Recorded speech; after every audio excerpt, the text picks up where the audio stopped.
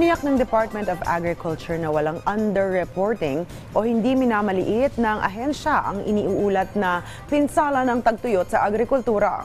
Batay sa tala, aabot na sa 6 billion pesos na halagaan ng produktong petrolyo, produktong agrikultura ang napinsala ng El Nino gaya ng ilang palayan. Sa kabila nito, siniguro ng kagawaran na magpapatuloy ang planting season sa palay. Walang underreporting. Lahat ng damage na nare-report sa amin after careful validation, nire-report yan at nilalabas sa publiko. Doon sa mga areas na apektado ng El Nino, posible talaga na magkaroon ng delays doon sa land preparation, sa land soaking, doon naman sa mga lugar na mayroong tamang patubig at hindi pa naman nagbabawas ng irrigation water doon sa ating mga major dams. So tuloy-tuloy yung kanilang mga pag-aani, lalo na pag-prepare